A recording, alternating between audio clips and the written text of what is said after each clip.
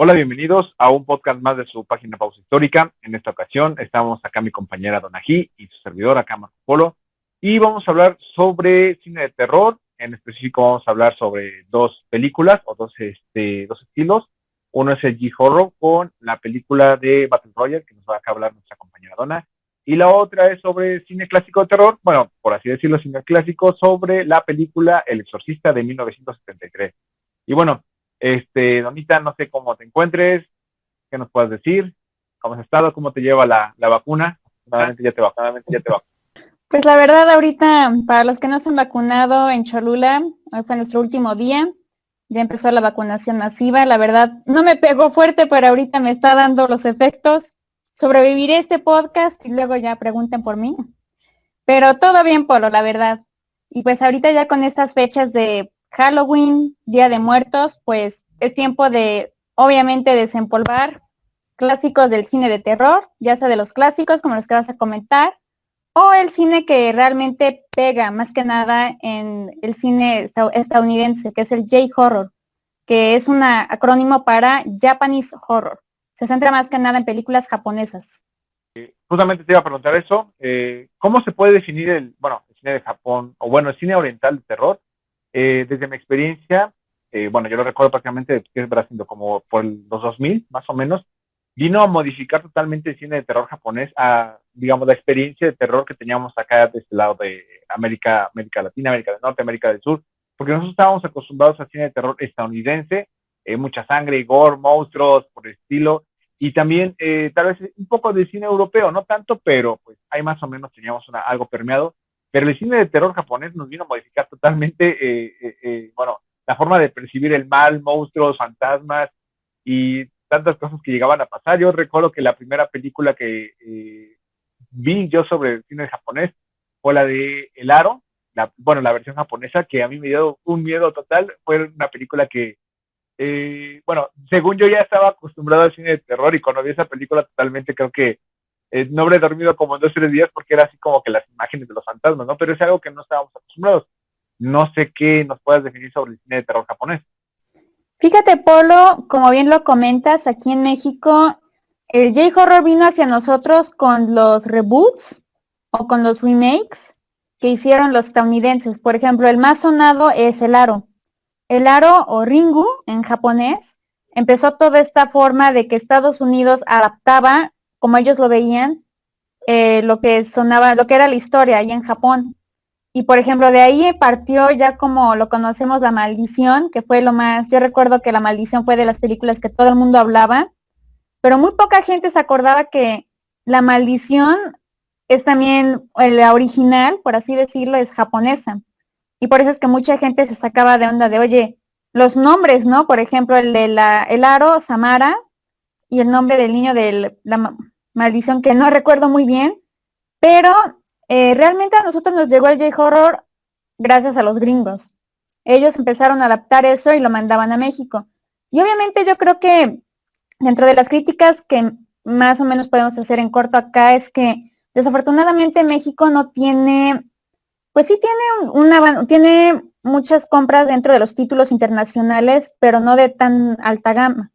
Por ejemplo, el caso de Japón. Sí nos llegan algunas películas japonesas, pero son mínimas, mínimas.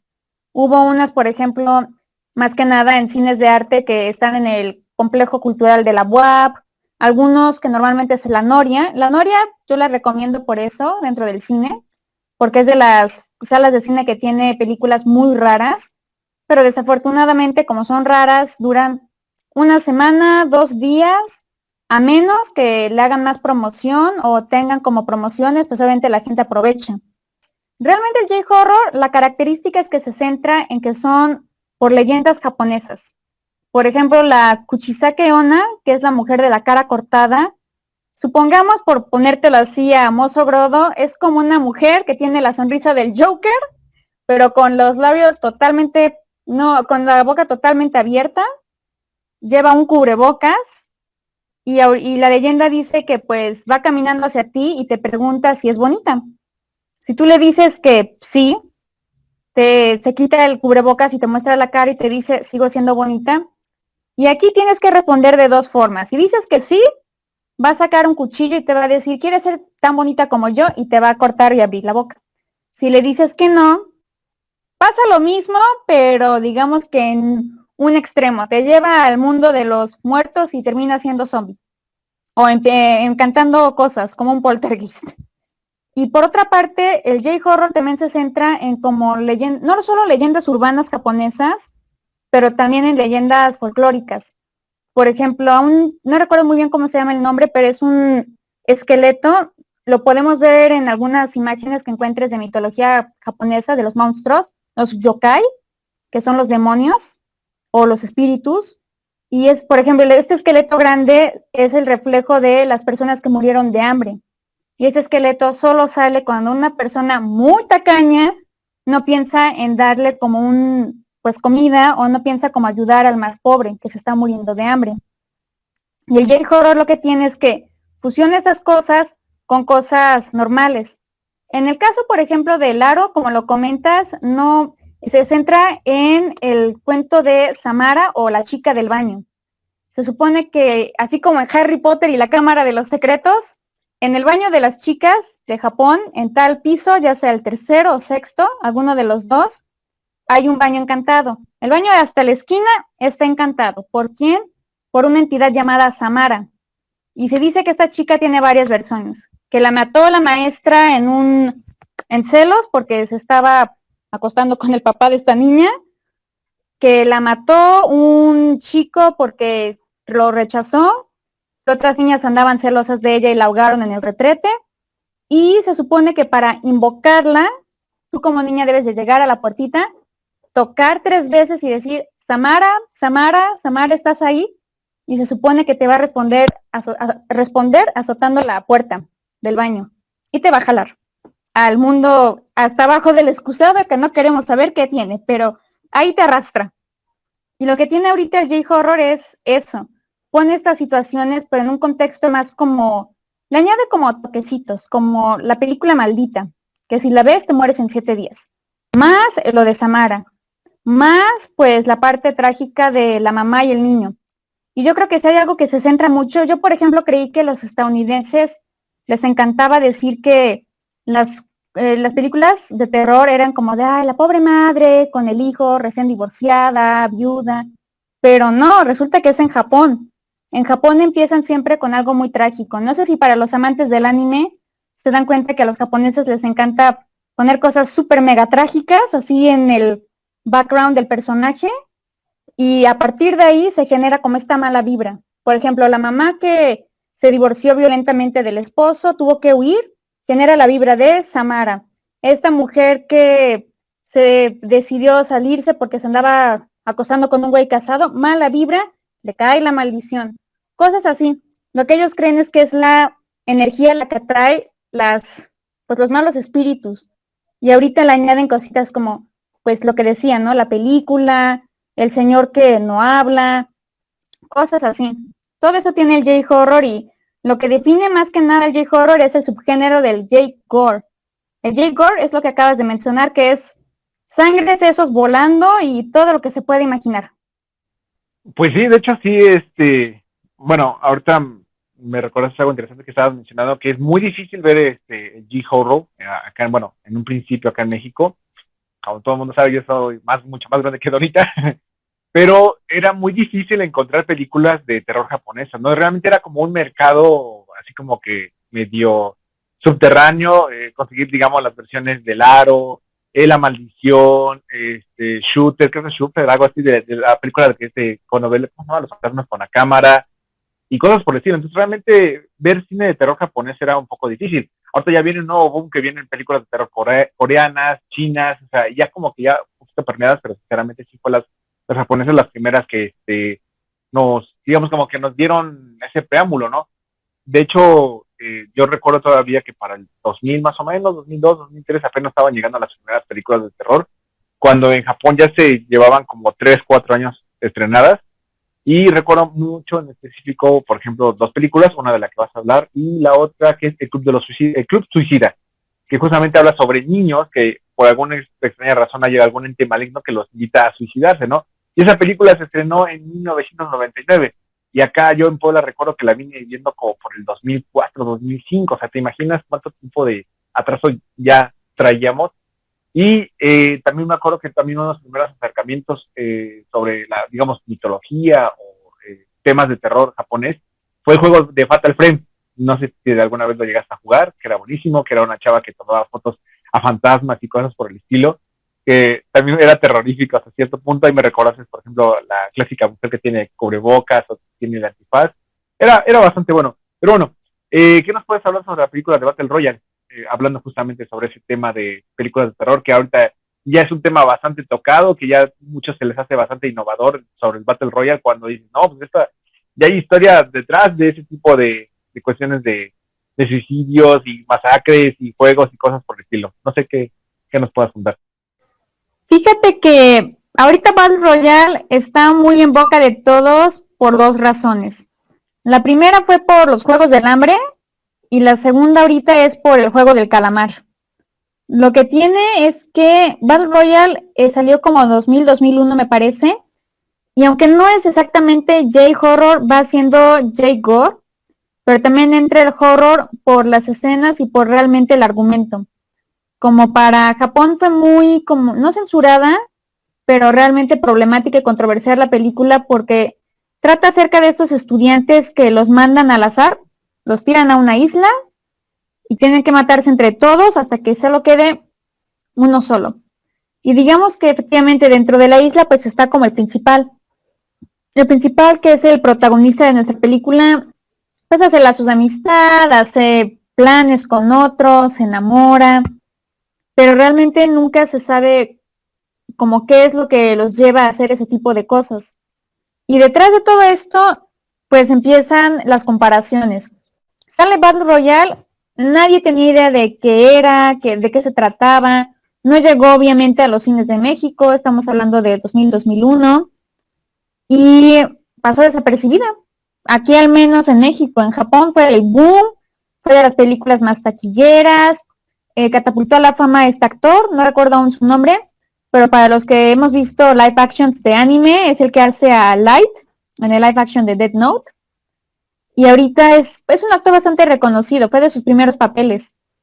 Pero lo que sucedió fue que cuando salen los Juegos del Hambre, la película y el libro, mucha gente empezó a decir Battle Royale. Y creo que ahí fue cuando entró en el lore de todos nosotros, porque dijimos, ¿qué es Battle Royale? Y se supone que es un libro que pasaron obviamente a manga. Cuando en Japón las novelas son muy populares, las hacen mangas. ¿Por qué? Pues muy románticos los japoneses, les gusta como ponerlo ya en otro plano de animación, de dibujo, de ova. ¿Y qué pasó? Cuando lo empiezan a comparar, pues dicen, pues ¿de qué trató? Pues la autora de Juegos del Hambre, Susan Collins, siempre dijo que los Juegos del Hambre se basó una vez que estaba en la tele, vio un concurso de comida, le cambió de canal y vio un concurso como los de Survivor, donde tenías que sobrevivir con lo que apenas tenías. Y en eso se basó. Pero también dicen que tiene influencias porque también se trata de todos contra todos hasta que solo quede uno. Y después de eso, que se hace como que regresa al trending, todo esto de Battle Royale, la gente, obviamente la película se volvió más popular, estuvo en un tiempo, me parece, para blockbuster de aquella época, te estoy hablando del 2008, 2012, era una película que ya era como muy innovadora, si la ves dices, sí, efectivamente es Los Juegos del Hambre, pero no con toda esta historia de que los distritos, que pan en distrito 1, distrito 2, no, nada de eso, pero sí habla acerca de jóvenes. Y por jóvenes te digo que son muchachos que son de los 15 a los 17 años. No me acuerdo si había uno de 18, pero ahí está el rango. Y son como, lo que te muestran ahí en el Battle Royale es que todos pueden hacer lo que sea. Como alguien te puede decir, oye amiguito, ¿qué onda? Y te puede dar en la torre. Después de eso llega ahorita el Juego del Calamar. Para aquellos que pues no han visto el Juego de Calamar, no se los voy a spoilear, pero el Juego del Calamar también tiene como toques de Battle Royale. Y muchos están diciendo que se parece también a algo llamado As Long as the Gods Will, mientras que los dioses puedan o quieran, algo así se llama. Y trata acerca de también unos estudiantes japoneses que tienen que tratar juegos típicos japoneses y no morir en el intento. Y ahorita pues lo pones en todos los contextos de sobrevivencia, es lo primero que ponen ahí. Pero lo que tiene pues el juego del calamar pues obviamente es los que queden, ¿no? Más el último que quede, no importa cómo le hacen. Y ahorita Battle Royale pues volvió, digamos, a resurgir, más allá de que porque sea un plagio o no lo del juego del calamar, porque ahorita otra vez es como es una mala influencia para los niños. Me acuerdo que decían que Battle Royale influenció a un niño, no recuerdo muy bien el caso, a asesinar a uno de sus compañeros de escuela, tenía creo que 12 años o 13 años. En Japón le ponen como niño A y niño B, porque nunca revelan los nombres de los menores de edad. Y pues ahorita, si hablas de Battle Royale, es como un clásico. Así como aquí tenemos los de Carlos Taboada como clásicos, de Hasta el viento tiene miedo, para ellos es Battle Royale. Y aunque, antes de que los japoneses te digan que es muy futurístico, muy distópico, es pues viene siendo parte de el gore. Y más que nada lo ponen como horror por toda la naturaleza. Los japoneses se van más que el horror del humano es en sí mismo. Ellos en vez de decir, ay, el horror es ver cabezas flotando y como el sexto sentido. Pero para ellos el horror se define como qué hace al humano horrible. Y la verdad, aquí como historiadora y viendo de mi tema de tesis, pienso que también se trata acerca de los traumas que los japoneses albergan dentro de lo que hicieron en la Segunda Guerra Mundial, que fue infinidad de atrocidades, la verdad, desde decapitaciones, violaciones en masa, entre otros. Vean que fue la violación de Nankín o el asedio de Nankín y me entenderán.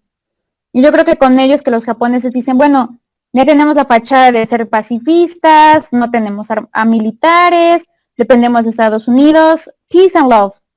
Cuando en realidad pues sus vecinos asiáticos dicen, todo peace and love, pero ¿te acuerdas que hace varios años pues llegaste y, ¿no? Las fotografías, los videos, los testigos hablan por sí mismos. Yo creo que, digamos que es como una válvula de escape para ellos, el J-Horror, porque empiezan como a demostrar que tú lo puedes ver como ficción, esto de Battle Royale, pero sí sabías que dentro de la violación de Nankín hubo una competencia de 2 soldados japoneses que estaban viendo quién cortaba más cabezas de chinos. Y el resultado quedó de 101 a 100. El ganador fue el general, que cortó más rápido las cabezas, porque el otro como que se atontó y no cortó bien la cabeza de uno, pero así quedó. Así que uno dice, ay, es ficción. No, sí pasó, está documentado, hay testigos, todo. Y ahorita el J-Horror o el J-Gore lo que tiene es como, no se espanten, porque al fin de cuentas llegamos a hacer, nuestros antepasados llegaron a hacer esto, no es una forma de como de acecharlos, pero sí es una forma de explorar de todas formas cómo la naturaleza humana es como el verdadero horror, que es lo que ubica a J-Horror y a Battle Royale dentro de este término. Wow, sí, bueno, podríamos hablar sobre muchos temas justamente sobre esas películas, pero sí tienes razón. Pequeño dato, igual tienes, ¿en qué año se estrenó la de Battle Royale? Fue en el año 2000. También algo interesante que me recordó es una película que se estrenó un año después, que también fue un boom, bueno, digamos, entre la cultura pop de la gente de esa época, fue la de Ichi the Killer, también peliculón. Recuerdo que yo la vi junto con Battle Royale casi al mismo tiempo, pero como dije, yo la vine viendo hasta cuando tenía como por el 2005 más o menos, 2006, o sea, te imaginas cuántos años pasaron para que llegaran acá a México, ¿no? Y eso realmente era como muy underground, no muchos llegaban a conocer, ¿no? Y en cuestión a Battle Royale también, ahorita que dijiste por qué también es muy conocido, porque yo creo que ese término de todos contra todos, ahorita ya lo están aplicando mucho en los videojuegos, Call of Duty, Fortnite y cosas por el estilo, ¿no? Cuando tiene mucha historia de fondo. Bueno, eso es por un lado. En mi caso, ¿qué película voy a hablar? Bueno, yo voy por algo un poco más clásico, más tranquilo, por así decirlo. Yo voy a hablar sobre la película El Exorcista, un clásico de películas, bueno, clásico de películas de terror, que ha sido un parteaguas para muchas generaciones, mucha gente les gusta, y a otra gente, digamos, más actuales, bueno, tal vez chavos que han nacido en el 2000 para acá ya no les da tanto miedo, ya la ven un poco arcaica, que no llega a asustar, pero en su momento, pues sí, tocó temas bastante interesantes. Primer dato, esta película del Exorcista está basada en un libro que que lleva el mismo nombre, El Exorcista, que es del autor William Peter Blatty. Él le publicó su libro en 1971 y este libro aparentemente está basado en un evento, en un exorcismo que pasó en 1949. Este autor, William Peter, estudió en una universidad jesuita y, digamos, cuando él estaba en su etapa de estudiante, escuchó justamente como de un padre que hizo un exorcismo en este año y él se dedicó a tratar de investigarlo o tratar de entrevistar a dicho sacerdote. El problema fue que el sacerdote ya había fallecido cuando él era su época de estudiante, ya no pudo entrevistarlo, pero casualmente cuando él empieza a investigar se da cuenta que en ese exorcismo hubo un segundo sacerdote y él fue el que logró registrar todo lo que había pasado. Entonces él logra entrevistar al segundo sacerdote, que se llamaba Walter Horan. Muy parecido a la historia, ¿no? Del exorcista, la clásica de 1973. Y bueno, estaba investigando un poco y leí justamente sobre este exorcismo. Se me hace un poco tonto el por qué se dio este contacto con el mal, por así decirlo. Y aparentemente es un niño que tenía 14 años, conoce a una espiritista, le enseña cómo utilizar la Ouija, y este niño se le hace fácil querer contactar con una tía que estaba muerta. Entonces cuando la logra contactar es cuando ya viene la posesión demoníaca, ¿no? O sea, sí es tonto si ya lo ves de esa manera, pero así está en el libro, ¿no? Y es por un lado. La otra, en el caso de la película de Exorcista, fue estrenada en 1973, ¿no? Fue dirigida por William Friedkin, como dice, en 1973. Un pequeño dato, el mismo autor del libro también fue guionista para la película de 1973, estuvo muy de cerca en cómo se tuvo que producir esto.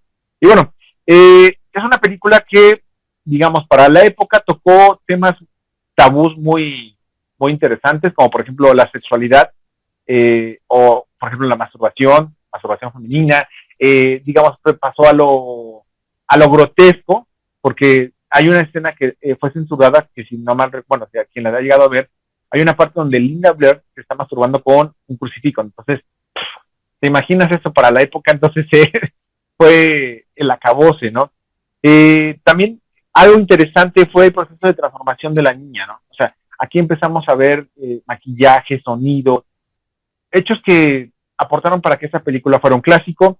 Y algo interesante, a comparación de muchas historias que estaba acostumbrado, digamos, para esa época, porque digamos que fue lo innovador de la película Exorcista, es que como que nos metió este director como a vivir con los personajes, el paso a paso como una niña pues, se fue transformando y fue poseída por el demonio. Eso es algo muy interesante porque la pasamos a ver de una niña normal, pasamos a ver como que tiene problemas ya emocionales porque es una preadolescente o un adolescente, a posteriormente que ningún médico la logra ayudar médicamente, al final, cuando un doctor le dice a la mamá de Linda Blair, sabe que su hija posiblemente necesita un exorcismo, y de ahí empezamos a ver la demás película. Tal vez algo también muy interesante de la película es que nos muestra como que ese tema de tabú que viene, que tiene una tradición muy grande, que es la tradición judeocristiana, que es la posesión demoníaca, ¿no? Es un tema que todo el mundo ha dicho, es que hay exorcismos, los poseyeron, el demonio poseyó a una mujer, a un hombre, cosas por el estilo. Y también hay que recordar que, digamos, la figura demoníaca viene a tomar mayor fuerza en el medievo. Literalmente en el medievo el demonio no tenía casi el mismo poder que Dios. O sea, ¿te imaginas para esa época? O sea, para alguien, un campesino que diga, chin, me puede salvar Dios, pero también me puede llevar el demonio. Entonces, desde ahí viene como que esa tradición.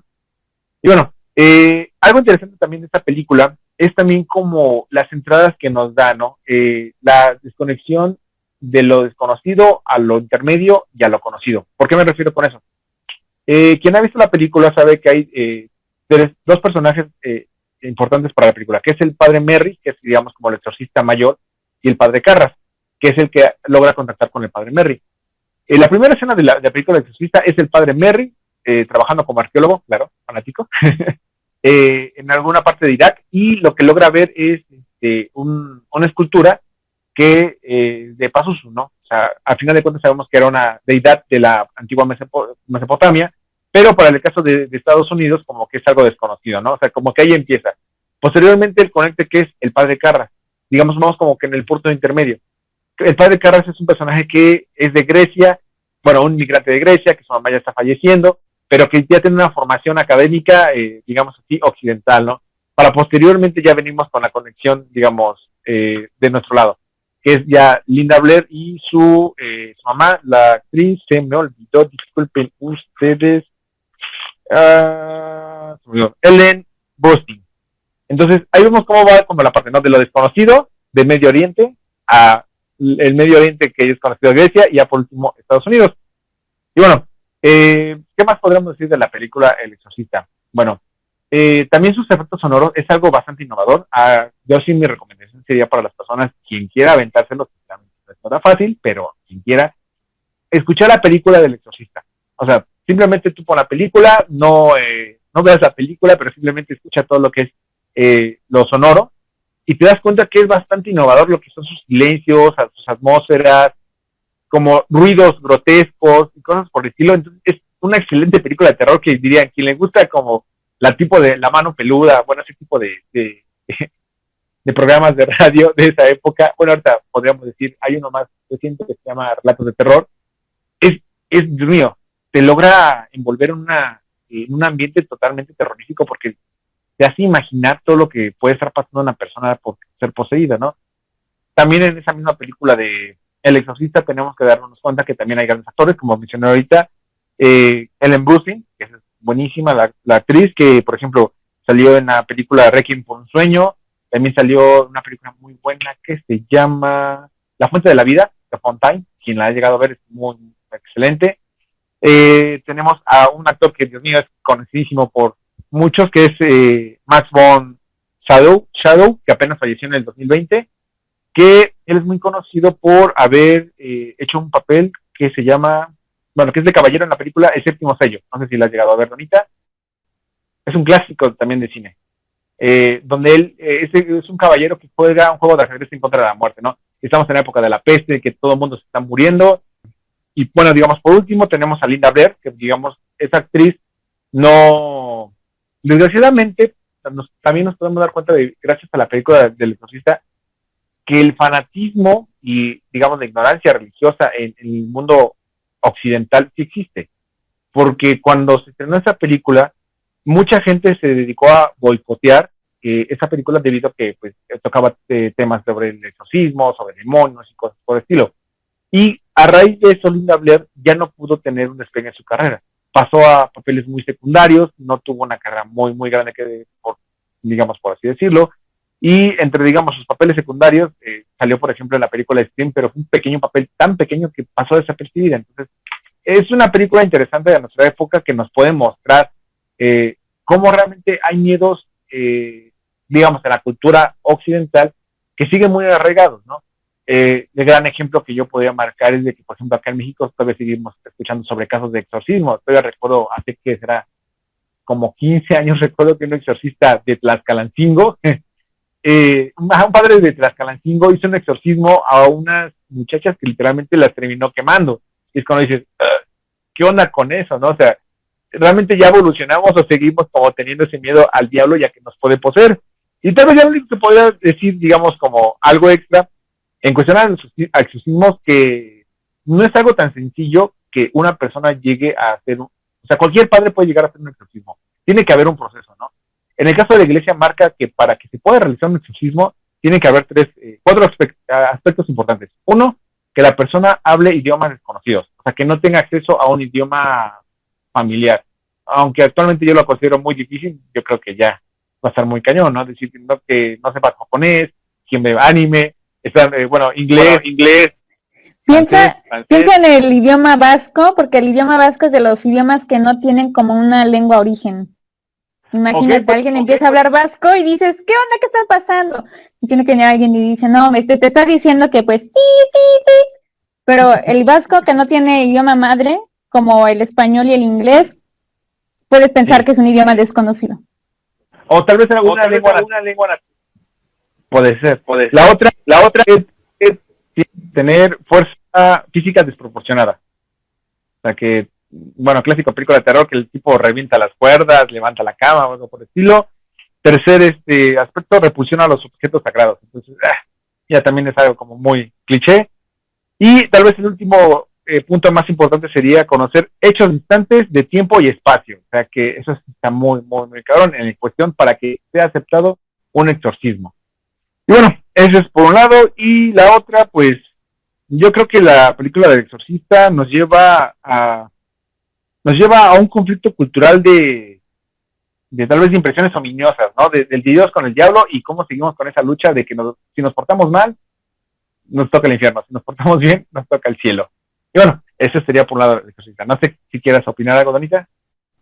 Fíjate que eso, como bien lo dices, también retrata lo de las religiones. Por ejemplo, los japoneses no ven realmente como un cielo bueno o el infierno, ¿no? Ellos realmente se rigen de que todos somos espíritus, todos vamos al mismo lugar, pero obviamente los yokai, que te digo que son los fantasmas que acechan, son porque son personas que han hecho algo muy malo, son personas que están atadas a algo, y pues lo que podría añadir era pues realmente eso, todo el boicot que hay sobre este tipo de películas.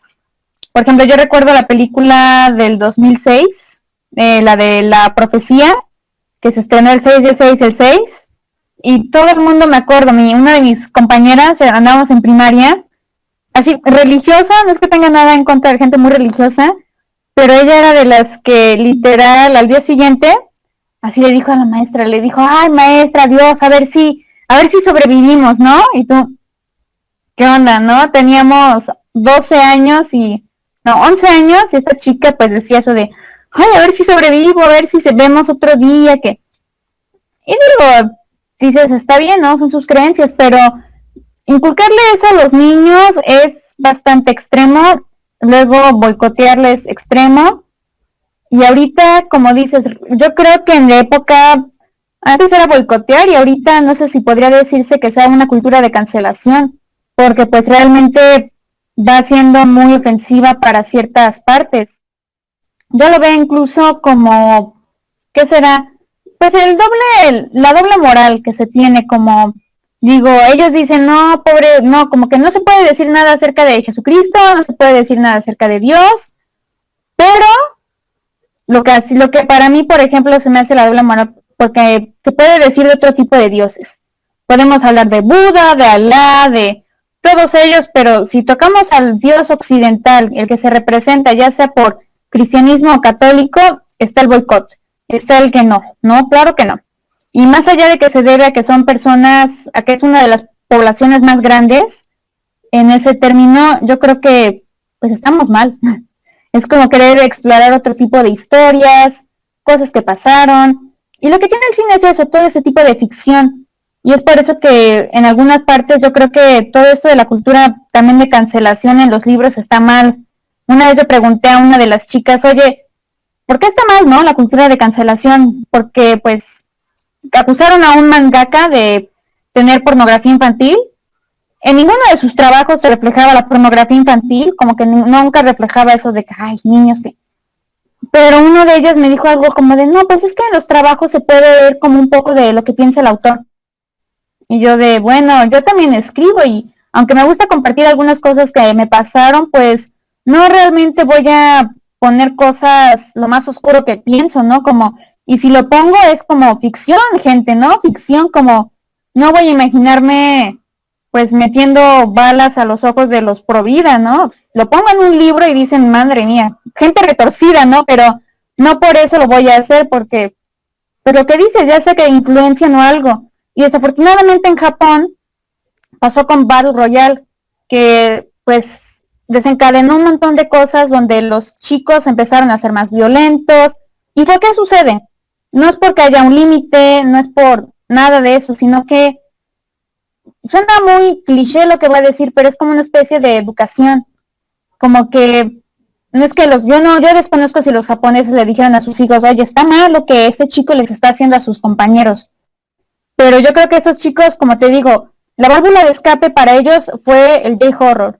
Ellos ven todo este tipo de cosas, empiezan a, como una persona que tiene como oscuros secretos que dicen, no manches, como refleja todo lo que siento, todo lo que me está pasando por la mente, y desafortunadamente en vez de conseguir ayuda y decir, oye, suena feo, pero me excitan este tipo de películas, o esas películas me llevan a querer hacerlo en vida, es donde dices, a ver, detente, ¿no? Como también otra persona tiene ese tipo de pensamientos y no anda como queriendo aplicarlos o demás. No es como que te diga de, ojalá hagan castración química a todos los violadores y me pongo a hacerlo. No, nos regimos por ética y por algunas reglas y creo que el J-Horror realmente ha servido para eso. Y ahorita con lo de los actores y demás, pues sí he escuchado lo de Linda Blair y desafortunadamente sucede con este tipo de actores que tienen esos papeles. El actor que salió en La Pasión de Jesucristo, no recuerdo el nombre del actor, pero dicen que Mel Gibson le dijo eso al actor, le dijo, ¿ya estás consciente de que si actúas, probablemente Hollywood te tenga pues en baja estima, ¿no? Como de, ay, es el güey que se atrevió a personificar a Jesucristo en La Pasión de Jesucristo, en una película que dicen que es violenta por exceso de sangre, exceso de cosas muy gráficas, y el tipo dijo, no importa. Y es de las cosas que cuando le entrevistan, porque empezó a hacer otro programa, él lo dice abiertamente, dice, Hollywood no está preparado para los papeles religiosos occidentales. Yo hice de Jesucristo y en vez de llenarme de Óscares, nominarme, decir que fue un actor revelación, se limitaron a decir, no lo contraten porque ofendió a la iglesia con su representación de Jesucristo. Eso sucede, ese tipo de boicot hacia los propios actores, que simplemente hacen como pues el papel que ellos quieren representar. Y pasan ese tipo de cosas que prefieren o lo toman o lo dejan. Y es como el dilema de los actores en el ámbito de lo terror. Porque puede haber cosas muy gráficas que suceden en el terror, muy escabrosas, muy explícitas, y realmente yo creo que por eso se deberían de merecer un reconocimiento a los actores de terror, porque es como, le dan el plus a toda la película, como de, yo nunca pude haber hecho eso, si yo fuera actriz no haría eso, cómo reaccionaría al ver eso, y lo logran. Sí, de hecho, ahorita algo que me hiciste recordar, y se me había olvidado el término, perdón, a veces me llegan a trabar las ideas, perdón, post-COVID, secuela post-COVID, cuídense bastante, porque créanme, esto sí afecta. Es eso, justamente la válvula de escape. Algo muy importante sobre la película del exorcista, y también podría mencionar sobre las películas de profecía. 1973, ya viene la época final de la guerra de Vietnam. Estados Unidos ya viene con ese tipo de temas traumáticos de la sociedad, que está viendo que están perdiendo una guerra literalmente de casi 20 años, que no logran ganarla, que le está costando la salud mental a muchos soldados. Y también estamos en otro evento, la Guerra Fría, ¿no? Como esa constante idea de la muerte que puede haber, ya es el fin del mundo. Entonces, esas dos películas, por ejemplo, la de Exorcista y por ejemplo, la película de La Profecía, es como que ese reflejo de esos miedos, el que el mundo se va a acabar y que no hay una forma de salvarlo, ¿no? Entonces, esas películas también fueron como esa válvula de escape, como tú mencionas, de Battle Royale, también la maldición, en el caso también La Profecía, esa válvula de escape para representar el miedo constante que tenía esa sociedad occidental de que el mundo se podía acabar por algo externo o algo que ellos no podían controlar. Y eso es algo muy, muy cierto. Ahorita que hablaste sobre la película de ¿cómo se llama?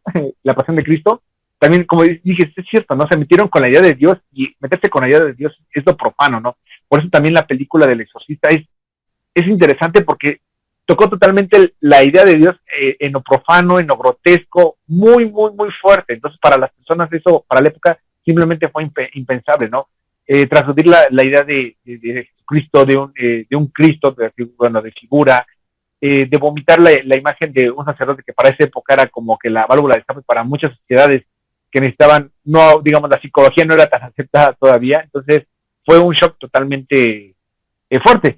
Y sí recuerdo, por ejemplo, una escena que a la gente como que no entendió, pero tú cuando la ves dices, canijo, sí está fuerte, en la de La Pasión de Cristo, bueno, la Pasión de Mel Gibson, cuando creo que al actor lo están flagelando muy fuerte y aparece el demonio con un niño, así todo deforme, pero lo está abrazando, ¿no? Cuando dicen, bueno, ¿cuál fue el objetivo de esa escena? Cuando dicen, no, es que aquí el diablo le está dando a entender que hasta el diablo cuida a su propio hijo, cuando Dios ni siquiera lo quiere salvar. Digo, que no me caiga el rayo, castigador. Pero estos son temas que a la gente no le gusta ver porque les causa repulsión. Y bueno, yo creo que ya vamos a acabar ahorita, porque de hecho, bueno, pequeño detalle, señoritas, iba a salir también Agustín Gustavo, el de arriba de muchas seguidoras acá de Pausa Histórica, pero debido a ciertos fallos técnicos no pudo salir con nosotros. Él iba a hablar sobre cine francés de terror, pero desgraciadamente no salió y pues no nos da para mucho más el podcast. No sé, algo que quieras aportar, por último, Donna. Pues la verdad, realmente es que ahorita que lo comentas de que ya no hay tanta opción para ver J-Horror, ahorita felizmente con las plataformas que hay, pueden encontrar un montón de películas. Si no, pues ya saben, vayan con su vendedor de confianza, con sus páginas de confianza, porque la verdad valen la pena. Te hacen entender ya cosas de la cultura popular, porque ahorita Battle Royale para muchos es como todos contra todos y solo queda un ganador, un sobreviviente. Para muchos ya es muy común decir, pues si vas al pozo, ¿no? Te cae la niña del aro. Y realmente es como, pues ya meterse con todo lo de la cultura popular. Ya decir, ¿sabes? La niña del aro, pasó esto, la cámara qué. Y pues obviamente hay tantas cosas que agarrar de aquí, pero ahorita nos quedamos con eso y decirle a la gente que lo disfrute, que no tenga miedo y que, pues, no es así que digan que el diablo no existe ni nada, pero que empiecen a descubrir otras formas de ver el cine. En este caso, por ejemplo, yo también vi La Pasión de Cristo, sí se me hizo muy gráfica. La verdad es que, pues hay de todo, hay desde lo más gore, y aunque mucha gente diga, oye, La Pasión de Cristo no es terror, no, pero fíjate que se podría considerar gore. Así como Battle Royale no es totalmente de terror, es gore. Pero para algunos en Occidente es terror porque demuestra que dentro de la naturaleza humana hay este tipo de violencia, hay este tipo de maldad o incluso de avaricia, que también lo representa para los que no lo han visto el juego del calamar, o incluso lo que se nos puede ocurrir, que son los juegos del hambre. Pero esos son otro tipo de maldades, otro tipo de éticas que pues ojalá pronto podamos tocar en el tema. Eso sería todo lo que podría yo aportar ahorita. Pues sí, a fin de cuentas tocas un tema muy importante, ya para terminar, son películas de terror, simplemente reflejan los miedos de cada época. En el caso de Battle Royale, ahorita que lo estoy recordando, yo creo que era más como la violencia humana y tocar las pasiones, ¿no? Porque al final de cuentas, el protagonista, hay una escena, si no mal recuerdo, que muchos chavitos lo quieren salvar simplemente porque les gusta, ¿no? Porque quieren. Entonces es dura. Pues de hecho, justamente, la película de Tiburón, es muy buena, es un clásico, ¿no? Refleja el miedo a la naturaleza, que no podemos controlar, ¿no? Y también en esta época, cuánta gente no le tuvo miedo a salir a nadar y ver los tiburones, y también desgraciadamente reflejó lo que le tenemos miedo, ¿no? Pero también al mismo tiempo que el miedo al desconocido y cómo podemos lastimarlo. Porque cuánta gente no cazó tiburones o tal vez dio muertos tiburones simplemente por un miedo reflejado. Y bueno, esto es, ¿cómo se llama? Sería todo por esta ocasión de este podcast de cine de terror. Recordando que vean nuestras demás páginas en Facebook, en Twitter, en Instagram, que nos sigan como Pausa Histórica, que vean nuestros demás podcasts en YouTube y en Spotify. Bueno, hasta el próximo podcast de cine de terror con Pausa Histórica.